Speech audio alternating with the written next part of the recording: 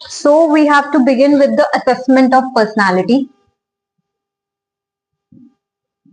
Personality के बारे में सब कुछ हमने पढ़ लिया है. अब हम ये सीखेंगे कि हम असेसमेंट कैसे करते हैं. तो ये अच्छे तरीके से समझना. अगेन इसमें से बहुत इंपॉर्टेंट क्वेश्चन निकलते हैं. A formal effort aimed at understanding the personality of an individual is termed as personality assessment. जब हम formally personality को समझने की कोशिश करते हैं, formally मतलब हम properly test conduct करेंगे, तो उसको हम बोलते हैं personality assessment. Assessment refers to the procedures used to evaluate or differentiate people on the basis of certain characteristics, जो कि हम already chapter 1 में भी पढ़ चुके हैं. assessment क्या होता है. असेसमेंट की वही डेफिनेशन लिखोगे, चाहे वो चैप्टर 1 की हो चाहे वो चैप्टर 2 की हो, तो चल जाएगा असेसमेंट का. The goal of assessment is to understand and predict behaviour with minimum error and maximum accuracy.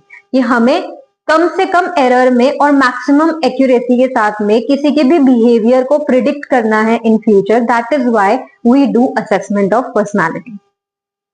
In assessment, we try to study what a person generally does or how does he or she behaves in a given situation. Besides promoting our understanding, assessment is also useful for diagnosis, training, placement, counseling and other purposes. तो जरूरी नहीं है कि सिर्फ हम prediction purposes के लिए assessment कर रहे हैं, हम बाकी purposes के लिए भी assessment कर रहे हैं. जैसे कि हम placement के लिए भी personality assessment use करते हैं, हम counseling के लिए भी use करते हैं, हम diagnosis के लिए भी use करते हैं. So there are numerous things for which we are doing personality assessment. And we want to know how a person is going to behave in a given situation in future. That is why we are doing the assessment. अब जो assessment होता है, basically हमने personality assessment बहुत सारे तरीकों से करने की कोशिश करी है. जो सबसे कॉमनली जो हम स्ट्रैटेजीज, जो सबसे कॉमनली वेज हम यूज करते हैं, वो है psychometric test, self report measures, projective techniques and behavioural analysis. ये सारा का सारा हम डिटेल में इसी असेसमेंट ऑफ पर्सनालिटी में पढ़ेंगे. These techniques are rooted in different theoretical orientations, hence they throw light on different aspects of personality. तो ये जितने भी वेज हमने आपको बताए हैं, ये अलग अलग theoretical चीजों पर बेस्ड है, अलग अलग theoretical aspects पे बेस्ड है, और हम वो सारे के सारे aspects अच्छे से समझेंगे कि वो क्या है. तो अगर क्वेश्चन आता है 2 नंबर का, सपोज करते हैं कि what are the various personality assessment we use in measuring the personality, तो आप 2 नंबर में सिर्फ यही मेंशन करोगे. साइकोमेट्रिक टेस्ट हैं, सेल्फ रिपोर्ट मेजर्स हैं, प्रोजेक्टिव टेक्निक्स हैं और बिहेवियरल एनालिसिस. 4 चीजें आ गई, 2 नंबर पक्के हैं. ठीक है. और असेसमेंट को तुम बता सकते हो कि असेसमेंट, पर्सनालिटी असेसमेंट क्या है और हम क्यों करते हैं. तो उससे और ज्यादा तुम्हारे 2 नंबर पक्के हो जाएंगे. अगर मैम के दिमाग में ये है कि नहीं मुझे चारों का नाम चाहिए, तो तुमने चारों का नाम भी दे दिया, तुमने असेसमेंट एक्सप्लेन भी कर दिया. तो उसको 30 to 40 वर्ड्स में 2 नंबर के क्वेश्चन को रखो ही रखो. अब वो तुम अपने अकॉर्डिंग देखो कि वो 30 to 40 वर्ड्स में आ रहा है या नहीं आ रहा है. आई थिंक इतने बड़े तुम हो कि एक एक चीज नहीं बतानी पड़ेगी. ठीक है. Okay. Now methods of assessment.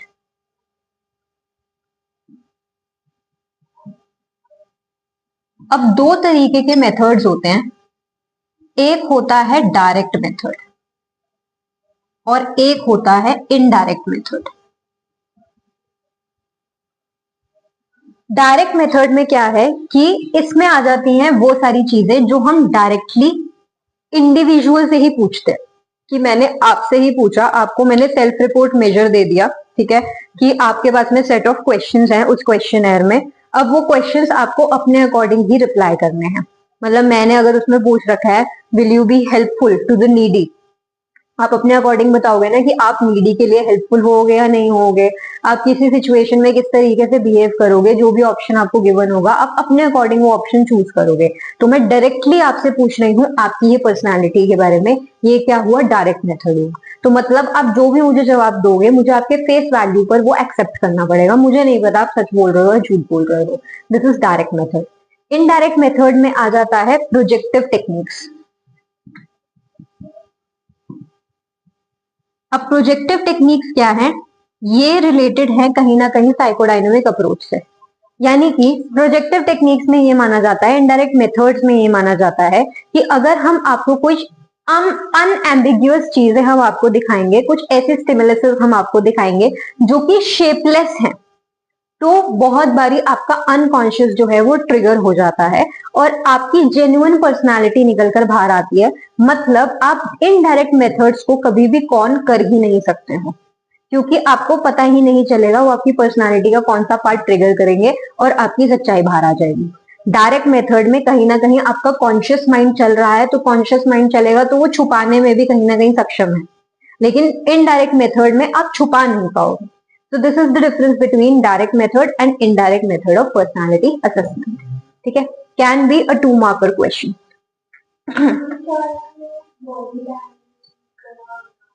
नहीं, वो सब नहीं, अलग चीजें हैं, वो हम जब पढ़ेंगे ना तो तुम्हें खुद ब खुद समझ में आ जाएगा।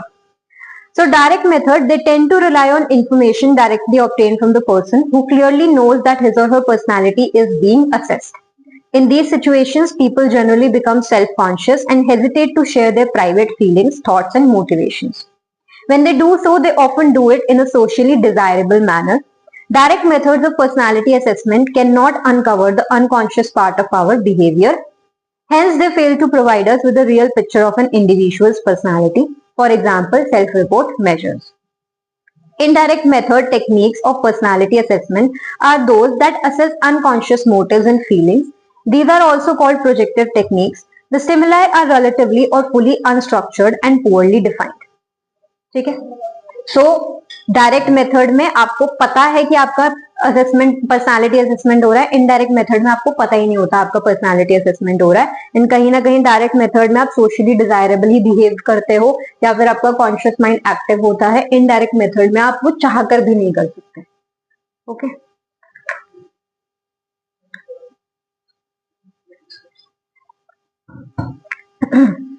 तो सबसे पहले हम शुरू करेंगे विद डायरेक्ट मेथड, एंड सबसे पहला जो डायरेक्ट मेथड है वो है self report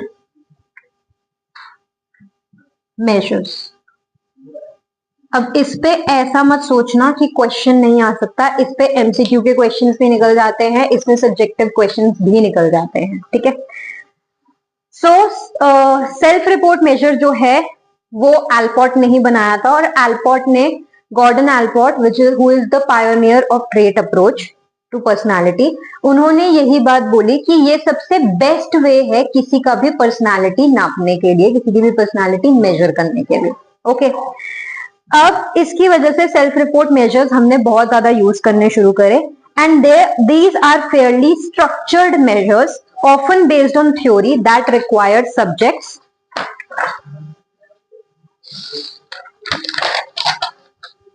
to give verbal responses using some kind of rating scale. तो जो सेल्फ रिपोर्ट मेजर्स होते हैं वो स्ट्रक्चर्ड होते हैं। स्ट्रक्चर्ड हमने पढ़ रखा है, स्ट्रक्चर्ड इंटरव्यूज क्या होते हैं, स्ट्रक्चर्ड क्वेश्चनर्स क्या होते हैं।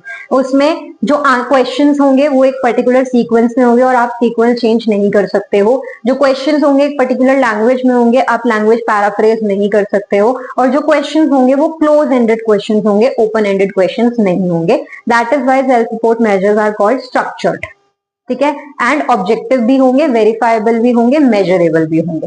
That means they are standardised. अब उसके अंदर आपको एक स्केल दे रखा होगा जिसपे आप वर्बली रिस्पॉन्ड करोगे, या फिर उसमें आप चीजें रिटन फॉर्म में या वर्बली रिस्पॉन्ड करोगे, एंड देन हम आपको उसके ऊपर मेजर करेंगे जब हम उसकी स्कोरिंग और इंटरप्रिटेशन करेंगे। ठीक है, और हर टेस्ट की प्रॉपर अलग से स्कोरिंग और इंटरप्रिटेशन दे रखी होती है in self report measures. The method requires the subject to objectively report his or her own feelings with respect to various items. जितनी भी items दे रखी होंगी, items means questions, उसमें आपको पूछ रखा होगा और आपको अपने feelings और thoughts के अकॉर्डिंग आंसर देना होगा कि क्या है, क्या आप फील कर रहे हो उस पर्टिकुलर चीज के बारे में। The responses are accepted at their face value. They are scored in quantitative terms and interpreted on the basis of norms developed for the test. Quantitative तरीके से ही हम उसका एनालिसिस करेंगे, क्योंकि अगेन वो स्टैंडर्डाइज्ड है। उसमें हमें, क्योंकि क्लोज एंडेड क्वेश्चंस हैं, तो ऑब्वियसली हमें क्वांटिटेटिव मेथड ही यूज करना पड़ेगा, एंड हर टेस्ट में स्कोरिंग और इंटरप्रिटेशन का अलग से हमें दे रखा होगा, उसी को ही फॉलो करना है, जो कि हम ऑलरेडी क्लास 11 में भी पढ़ चुके हैं। Now some of the well known self report measures are briefly describe below. सबसे पहले है Minnesota multiphasic personality inventory, that is MMPI। This inventory is widely use as a test in personality assessment. सबसे ज्यादा personality assessment के लिए हम MMPI ही use करते हैं।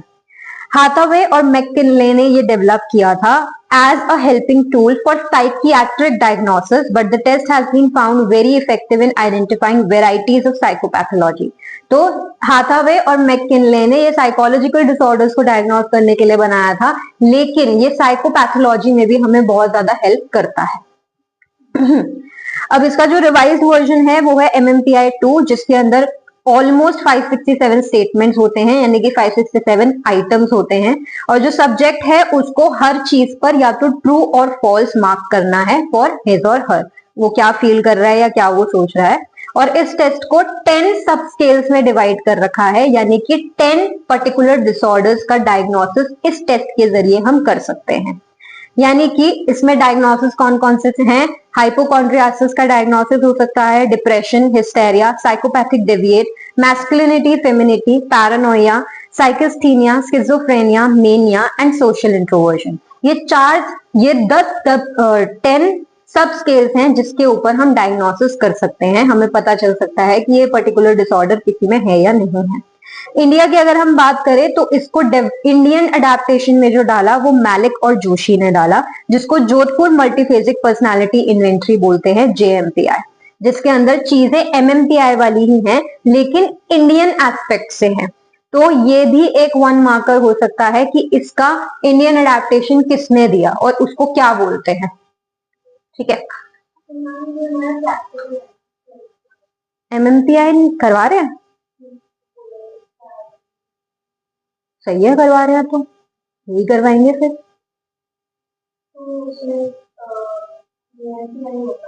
JMPI होगा क्योंकि हम इंडियन अडेप्टेशन करेंगे।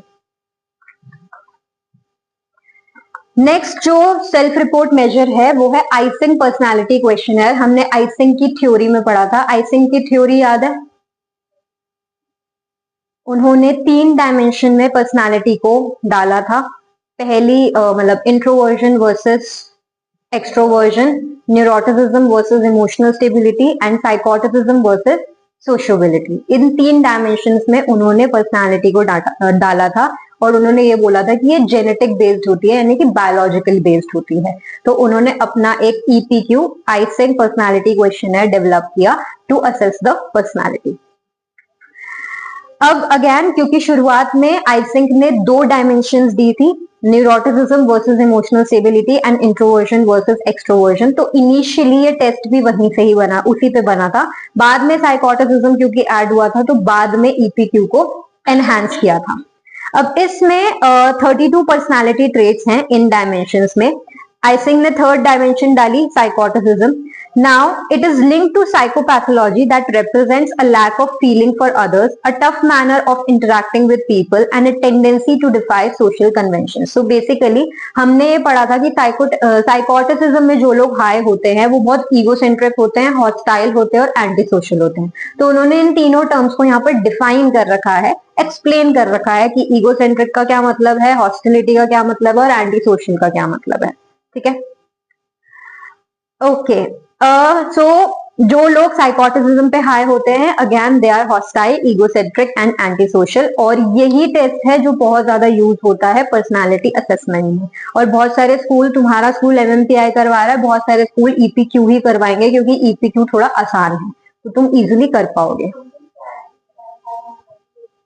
हाँ, स्कैट भी अच्छा है, मतलब करवाते हैं कई स्कूल, APJ भी स्कैट ही करवाता है, तो करवाते हैं कई स्कूल। कैसा लगा फिर? इजी है टेस्ट तो। मेन ना एडमिनिस्ट्रेशन प्रॉब्लम नहीं है, मेन स्कोरिंग और इंटरप्रिटेशन है। तो अगर तुम्हें वो आ गई तो कोई भी टेस्ट कर सकते हो।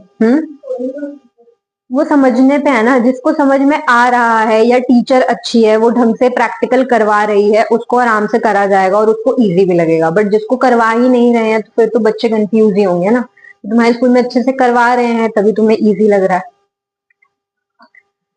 Next is 16 personality factor question है, 16 PF, which was developed by Raymond Cattell. अब रेमंड कैटल की अगर हम थ्योरी देखें तो उन्होंने 16 फैक्टर एनालिसिस के जरिए उन्होंने 16 प्राइमरी ट्रेड्स बोले थे कि ये 16 प्राइमरी ट्रेड्स हैं, और उसी के बेसिस पर उन्होंने जो है ट्रेड्स को क्लासिफाई किया था into cardinal and into source and surface traits, sorry, ठीक है। तो उसी के ऊपर है 16 पीएफ। अब उन्होंने फैक्टर एनालिसिस यूज किया और पर्सनालिटी का स्ट्रक्चर बनाया, और उनके according 16 primary factors 16 primary traits हैं। जो टेस्ट है वो डेक्लरेटिव स्टेटमेंट्स इंक्लूड करता है, और इसके अलावा हर आइटम में आपको कुछ सिचुएशंस दे रखी होती हैं और उसके ऑल्टरनेटिव्स दे रखे होते हैं। आपको चूज करना है कि आप किसी सिचुएशन में कौन सा ऑल्टरनेटिव चूज करोगे, जिससे हमें समझ में आए कि आपकी पर्सनालिटी किस तरीके की है। अब ये टेस्ट जो है वो हाई स्कूल लेवल के बच्चों पर भी हम यूज कर सकते हैं और एडल्ट्स पर भी यूज कर सकते हैं, और बहुत ज्यादा यूजफुल टूल है ये करियर काउंसलिंग के लिए, वोकेशनल एक्सप्लोरेशन के लिए और ऑक्यूपेशनल टेस्टिंग के लिए, क्योंकि हर सिचुएशन के ऑल्टरनेटिव्स दे रखे हैं, तो हमें और अच्छे तरीके से समझ में आएगा कि आपकी पर्सनैलिटी क्या है। Now there are certain disadvantages of self report measures, जैसे कि सोशल डिजायरेबिलिटी। अब आप सेल्फ रिपोर्ट मेजर दे रहे हो, आपका माइंड एकदम कॉन्शियस है, अब आपके दिमाग में ये चीज आएगी कि शायद ये मुझसे, सोशल डिजायरेबिलिटी का मतलब क्या है कि जो सोसाइटी आपसे चाहती है वो बिहेवियर जो सोसाइटी सही मानती है, तो आप बहुत बड़ी जो आंसर देते हो वो सोशल डिजायरेबिलिटी के बेसिस पे देते हो, क्योंकि हमारी सोसाइटी ने हमें क्या सिखाया, हमारे मोराल्स ने हमें क्या सिखाया, that you should always help the needy, but as a person you don't feel like helping the needy, ठीक है। लेकिन आपको लग रहा है कि नहीं यार, इस चीज पे तो मैं जज हो जाऊंगी या जज हो जाऊंगा, तो आप क्या बोलोगे, yes I help the needy, actually you don't feel like, this is social desirability. Next is acquiescence. Acquiescence में क्या होता है कि आप इसमें हर क्वेश्चन का या तो यस यस यस आंसर देते रहते हो, या नो नो नो आंसर देते रहते हो, या फिर कहीं मिडल में रहते हो। अब जहां आप हद से ज्यादा न्यूट्रल हो गए, वहां पर भी हमें आपकी पर्सनालिटी ढंग से नहीं समझ में आएगी, और हमें समझ में आ जाएगा कि यहाँ पर इंसान जो है वो अपने कॉन्शियस माइंड से जवाब दे रहा है। सिर्फ यस यस दे रहे हो या सिर्फ नो नो दे रहे हो, तो उसमें भी हमें समझ में आ रहा है कि आप ढंग से असेसमेंट नहीं कर रहे हो, आपने सिर्फ करने के लिए किया है, आपने शायद आपने ढंग से शायद स्टेटमेंट्स पढ़ी ही नहीं है। This is acquiescence. तो दो मेजर डिसएडवांटेजेस हैं सेल्फ रिपोर्ट मेजर्स के। अब इस पे 6 नंबर का क्वेश्चन आ सकता है कि सेल्फ रिपोर्ट मेजर क्या है, आप उसको एक्सप्लेन करोगे। सेल्फ रिपोर्ट मेजर का अगर आपके पास में डेफिनेशन आती है तो आप डायरेक्ट मेथड की डेफिनेशन भी उसके अंदर डाल सकते हो, क्योंकि डायरेक्ट मेथड में जो आपको बताया गया है वही सेल्फ रिपोर्ट मेजर की डेफिनेशन है या उसकी एक्सप्लेनेशन है। उसके अलावा सेल्फ रिपोर्ट मेजर में जो बोल रखा है वो भी डालना है। एंड देन आगे के जितने आपको 3 असेसमेंट करवाए हैं, तो 6 नंबर के क्वेश्चन में सेल्फ रिपोर्ट मेजर क्या होता है आप ये मेंशन करोगे कि ये एक तरीके का डायरेक्ट मेथड है, वो क्या होता है आप वो एक्सप्लेन करोगे, और तीनों के तीनों जो है असेसमेंट अच्छे तरीके से एक्सप्लेन करोगे, तब जाके 6 नंबर पूरे मिलेंगे, वरना नहीं मिलेंगे। 4 नंबर में भी आ सकता है ये। 4 नंबर में ये मत सोचना कि ब्रीफ रखना है, अगर एग्जामिनर ने वो क्वेश्चन 4 नंबर में दिया तो उसके हिसाब से इस क्वेश्चन में इतना रिच मैटर है कि वो 4 नंबर में आ सकता है, तो कंजूसी मत करना लिखने में कि मैम ने तो बोला था कि 6 नंबर में आएगा तब सारा लिखना है। अगर टीचर ने 4 नंबर में दे दिया तब भी सारा लिखो। सेल्फ रिपोर्ट मेजर क्या है और तीनों के तीनों जो असेसमेंट मेथड है उनको अच्छे तरीके से एक्सप्लेन करना, ठीक है। आगे चलो।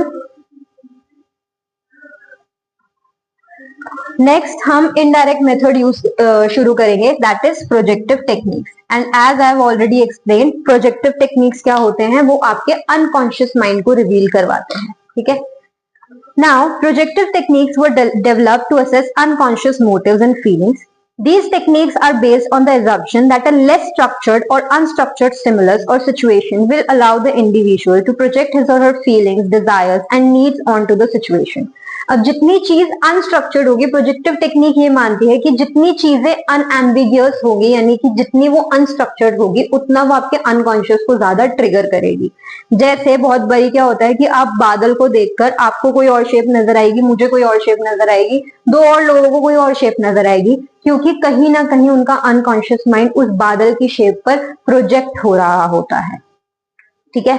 सो बादल की तो कोई शेप ही नहीं है, वो तो अनस्ट्रक्चर्ड है एकदम, इसलिए हर इंसान को कुछ अलग अलग दिखता है। ऐसे ही सिचुएशंस भी हो सकती हैं कि हमने आपको रैंडमली कोई सिचुएशन दे दी और हमने आपसे पूछा कि भाई इस सिचुएशन में क्या हो रहा होगा। प्रॉपरली स्ट्रक्चर्ड सिचुएशन नहीं है वो, वहां पर आपका अनकॉन्शियस माइंड जो है वो ट्रिगर होगा। ओके अभी हम जैसे धीरे धीरे असेसमेंट मेथड्स पढ़ेंगे प्रोजेक्टिव टेक्निक के, तो तुम्हें समझ में आएगा कैसे सिचुएशंस भी आपके अनकॉन्शियस माइंड को ट्रिगर कर सकती हैं। These projections are interpreted by experts. A variety of projective techniques have been developed. They use various kinds of stimulus materials and situations for assessing personality. Some of them require reporting associations with stimuli. Some involve story writing around pictures. Some require sentence completions, and some require expression through drawings, and some require choice of stimuli with a large set of stimuli. ये सारा का सारा, ये जितने भी तुम्हें examples दिए हैं वो सारे के सारे असेसमेंट मेथड्स हैं। तो ये हम अच्छे तरीके से आगे इसमें पढ़ेंगे। The analysis of personality with the help of projective techniques appears fairly interesting. It helps us to understand unconscious motives, deep-rooted conflicts, and emotional complexes of an individual. However, the interpretation of the responses requires sophisticated skills and spatial training. There are problems associated with the reliability of scoring and validity of interpretations, but the practitioners have found these techniques quite useful. अब यहाँ पर जो scoring और interpretation होती है वो सबसे ज्यादा मुश्किल होती है और सबसे ज्यादा इंटरेस्टिंग होती है, क्योंकि यहाँ पर स्कोरर को, मतलब जो इंटरप्रेट कर रहा है, उसको बहुत ज्यादा स्किल्ड होने की जरूरत है। क्योंकि आप ये देखो, आपका अनकॉन्शियस रिवील हो रहा है। जो इंटरप्रिटेशन है वो वेरी करेगी from one person to another. मैं कुछ और इंटरप्रेट करूंगी आपके रिस्पॉन्सेस से, कोई और कुछ और इंटरप्रेट कर सकता है। इसलिए इसकी इंटरप्रिटेशन को लेकर थोड़ी सी प्रॉब्लम है वैलिडिटी और रिलायबिलिटी की। If you remember the terms validity and reliability from class 11 chapter 2, तो इसकी प्रॉब्लम है, वैलिडिटी और रिलायबिलिटी की प्रॉब्लम है। याद है ना रिलायबिलिटी और वैलिडिटी? नहीं याद है तो मैं एक्सप्लेन कर देती हूँ, मेरे को 2 मिनट लगेंगे एक्सप्लेन करने में। याद है? ठीक है। सो बहुत ज्यादा प्रॉब्लम है इस चीज की। बाकी अदरवाइज देखा जाए तो प्रोजेक्टिव टेक्निक सबसे बेस्ट है पर्सनालिटी असेसमेंट ढंग से करने के लिए। अगर अनकॉन्शियस मोटिव्स और कॉन्फ्लिक्ट्स पता लगाने हैं तो प्रोजेक्टिव टेक्निक से बेहतर कुछ भी नहीं है। लेकिन इसलिए ये थोड़े महंगे भी होते हैं, क्योंकि जो इंटरप्रेट करने वाला इंसान है उसको बहुत ज्यादा स्किल्ड, उसको बहुत ज्यादा एक्सपीरियंस होने की जरूरत है, तब वो आपको एक्यूरेसी दे पाएगा, वरना वो एक्यूरेसी नहीं दे पाएगा। ठीक है। Now there are certain features of projective techniques. अब ये भी क्वेश्चन आ जाता है 2 नंबर का। अब जितनी भी प्रोजेक्टिव टेक्निक्स हैं उन सब में ये फीचर्स आपको दिखेंगे। ओके तो जितने भी स्टिमुलसेस होते हैं डिफरेंट प्रोजेक्टिव टेक्निक्स में, वो एक दूसरे से बहुत अलग होते हैं, लेकिन फीचर्स ज्यादातर आपको यही दिखेंगे। सबसे पहला क्या है कि जो स्टिमुलस होगा वो पुअरली स्ट्रक्चर्ड होगा या फिर अनएम्बिगियस होगा, या तो स्ट्रक्चर्ड ही नहीं होगा या फिर पुअरली अनस्ट्रक्चर्ड होगा। इसके अलावा जो जिसके ऊपर हम असेसमेंट कर रहे होते हैं, जिसका हम असेसमेंट कर रहे होते हैं, उसे पता ही नहीं होता है कि उसका पर्सनालिटी असेसमेंट हो रहा है। अगर उसे पता चल जाएगा कि उसका पर्सनालिटी असेसमेंट है तो उसका बायस बीच में आ जाएगा। ओके देन उनको पहले से ही हम बता के रखते हैं कि देयर आर नो करेक्ट और इनकरेक्ट रिस्पॉन्सेज। जो आपके दिमाग में आ रहा है आपको वो बोलना है। नेक्स्ट इज हर रिस्पॉन्स, जो भी रिस्पॉन्स एक क्लाइंट दे रहा है वो कुछ ना कुछ उसकी पर्सनालिटी के बारे में रिवील करेगा, तो हर रिस्पॉन्स हमारे लिए बहुत ज्यादा इंपॉर्टेंट है। नेक्स्ट इज जो स्कोरिंग और इंटरप्रिटेशन होती है वो बहुत ज्यादा लेंदी होती है और बहुत ज्यादा सब्जेक्टिव होती है, मतलब it will vary from one person to another. और लेंदी ऑफकोर्स होगी क्योंकि हर रिस्पॉन्स हमारे लिए बहुत इंपॉर्टेंट है। तो ये 2 नंबर का क्वेश्चन आ सकता है, और अगर 2 नंबर का क्वेश्चन आया तो 5 चीजें चाहिए। 2 लिखकर मत आना या सिर्फ 4 लिखकर मत आना, पूरी 5 लिखकर आना। ओके अब ये क्वेश्चन यूजुअली आ जाता है, how projective techniques are different from psychometric test. हमने शुरुआत में पढ़ा था कि हम जब पर्सनालिटी असेसमेंट करते हैं तो हम साइकोमेट्रिक टेस्ट भी यूज करते हैं। तो साइकोमेट्रिक टेस्ट और प्रोजेक्टिव टेक्निक्स में क्या डिफरेंस है, can be a 2 marker question. अब जो साइकोमेट्रिक टेस्ट है वो बहुत ऑब्जेक्टिव होते हैं, लेकिन जो हमारे प्रोजेक्टिव टेक्निक्स हैं वो ऑब्जेक्टिव नहीं है, वो सब्जेक्टिव है। नेक्स्ट इसमें क्वालिटेटिव एनालिसिस होता है और साइकोमेट्रिक टेस्ट में जो है वो क्वांटिटेटिव एनालिसिस होता है। जितनी भी हमने सेल्फ रिपोर्ट मेजर्स भी पढ़े हैं उसमें हम क्वांटिटेटिव मेथड यूज करते हैं और बहुत ज्यादा ट्रेनिंग की जरूरत होती है इन projective techniques as compare to psychometric test. Clear हुआ? Okay, now some well known projective techniques are, सबसे पहला है रॉर्शैक इंक ब्लॉट टेस्ट। अब ये जो टेस्ट है वो हरमन रॉर्शैक ने डेवलप किया था, जिसके अंदर 10 इंक ब्लॉट्स होते हैं। 5 इसमें से ब्लैक एंड व्हाइट होते हैं, 2 में रेड इंक होती है और बाकी 3 में पेस्टल कलर्स यूज होते हैं। अब ये जो इंक ब्लॉट होता है वो बहुत ज्यादा सिमेट्रिकल होता है ताकि वो एक परफेक्ट शेप बनाए। तो हम वो कैसे बनाते हैं, हम ऑलमोस्ट 7x10 का एक पेपर लेते हैं, एक बोर्ड लेते हैं जिसके ऊपर हम इंक जो है गिराते हैं, फिर उसको हम फोल्ड कर देते हैं ताकि एक सिमेट्रिकल शेप बने। ठीक है, क्योंकि हमने क्या बोला, वो या तो कंप्लीटली अनस्ट्रक्चर्ड होना चाहिए स्टिमुलाई या फिर पुअरली स्ट्रक्चर्ड होना चाहिए। तो यहां पर इंक ब्लॉट जो है वो पुअरली अनस्ट्रक्चर्ड है, लेकिन एक सिमेट्री जरूर आनी चाहिए उसके अंदर ताकि आपका अनकॉन्शियस जो है वो रिवील हो सके। और रॉर्शैक बहुत ज्यादा हेल्पफुल है, हद से ज्यादा हेल्पफुल है, लेकिन अगेन महंगा भी बहुत है। तो मतलब एक एक पर्सनैलिटी असेसमेंट लाखों लाखों रुपए का होता है क्योंकि रॉर्शैक बहुत महंगा है। ओके, नाउ इसमें जो हम एडमिनिस्ट्रेशन करते हैं वो 2 फेजेस में होता है। जो पहला फेज है उसको हम बोलते हैं परफॉर्मेंस प्रॉपर, जिसमें हम एक एक करके, क्योंकि 10 कार्ड हैं तो हम 10 के 10 कार्ड एक एक करके अपने क्लाइंट को दिखाएंगे और उनसे पूछेंगे कि आपके दिमाग में क्या आ रहा है, और उनका जो रिस्पॉन्स है वो हम कहीं पर रिकॉर्ड करेंगे। देन सेकेंड फेज शुरू होगा जिसका मतलब है इंक्वायरी, जिसमें हम दोबारा से वही सारे रिस्पॉन्सेस उनके सामने रखेंगे और उनसे उसके डेप्थ में जाएंगे कि आपने यहाँ पर ये चीज बोली तो आपने क्यों बोली, आपके दिमाग में ऐसा क्या आया जो आपने ये बात बोली, तो हम उसके डेप्थ में जाएंगे। This is inquiry. क्लियर हुआ? अब फाइन जजमेंट बहुत ज्यादा जरूरी है ताकि एक मीनिंगफुल कॉन्टेक्स्ट बन सके, एक मीनिंगफुल इंटरप्रिटेशन बन सके। The use and interpretation of the test requires extensive training, computer techniques to have been developed for the analysis of data. तो हमें बहुत ज्यादा जो है सोफिस्टिकेटेड स्किल्स चाहिए रॉर्शैक के लिए, इसलिए रॉर्शैक इतना महंगा टेस्ट है। तो कल को अगर तुम आगे जाके साइकोलॉजिस्ट बनते हो तो अगर तुम्हें रॉर्शैक में स्किल होना है तो तुम्हें खुद को भी बहुत टाइम लगेगा रॉर्शैक में स्किल होने के लिए, क्योंकि बहुत सब्जेक्टिव वो जाएगी, इसमें इंटरप्रिटेशन जाएगी। तो पीछे मैंने तुम्हें सारे के सारे दे रखे हैं कि 10 के 10 कार्ड दे रखे हैं मैंने पीछे। अब ये क्योंकि ब्लैक एंड व्हाइट है तो ये सारे के सारे ब्लैक एंड व्हाइट ही आए हैं। बाकी तुम घर जाकर जो है इसमें देख सकते हो कि जैसे कि हमने बताया कि कुछ ब्लैक एंड व्हाइट हैं, कुछ में रेड इंक है और कुछ में पेस्टल कलर्स हैं। तो वो आप घर जाकर देख सकते हो और आपके दिमाग में क्या आ रहा है वो भी आप देख सकते हो। जैसे अगर मैं देखूं सेकंड वाले को देखकर तुम्हारे दिमाग में क्या आ रहा है हॉरिजॉन्टली?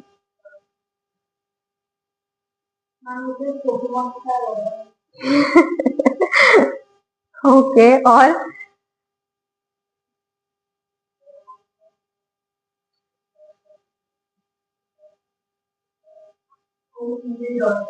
मेरे दिमाग में भी वही आया, तुम्हारे दिमाग में?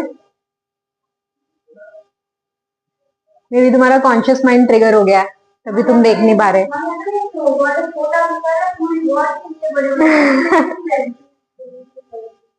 हाँ, मतलब वो थोड़ी वो वही डॉल वाली चीज ही जा रही है इसके अंदर की, इविल डॉल या फिर डॉल ऐसा जा रहा है। वो इविल हमें इसलिए लग रही है क्योंकि ये ब्लैक एंड व्हाइट में है तो इसलिए हमें इविल लग रही है, बट अगेन वहां पर जो कार्ड्स होते हैं वो इस तरीके के नहीं होते हैं। तो ये इन टोटल 10 कार्ड्स हैं और इन्हीं कार्ड्स को हम बार बार दिखाते हैं और आपका अनकॉन्शियस इससे रिवील होता है। अब वही है कि तुम कितना रोशाक करवा पाओगे वो मुझे नहीं पता, क्योंकि ऑलरेडी मैंने बता दिया कि पर्सनैलिटी असेसमेंट है, तो कहीं ना कहीं तुम्हारा कॉन्शियस माइंड ट्रिगर हो जाएगा, फिर अनकॉन्शियस नहीं ट्रिगर हो पाएगा ना। साइकोलॉजी पढ़ने के कुछ कॉन्स भी हैं।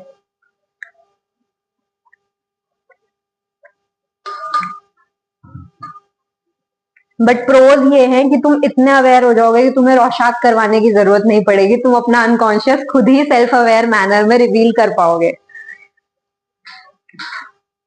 रोशाक उनके लिए होता है, जैसे one of my friend also, उसकी एंग्जाइटी ठीक ही नहीं हो पा रही थी, मतलब जैसे touchwood my anxiety is fine now, but उसकी एंग्जाइटी ठीक ही नहीं हो पा रही थी, वो पैनिक अटैक्स पे अटकी हुई है, तो एंग्जाइटी और पैनिक अटैक्स के बीच में ही झूले जा रही है, वो पैनिक अटैक्स कम हो ही नहीं रहे हैं, एंग्जाइटी अटैक्स कम हो ही नहीं रहे हैं।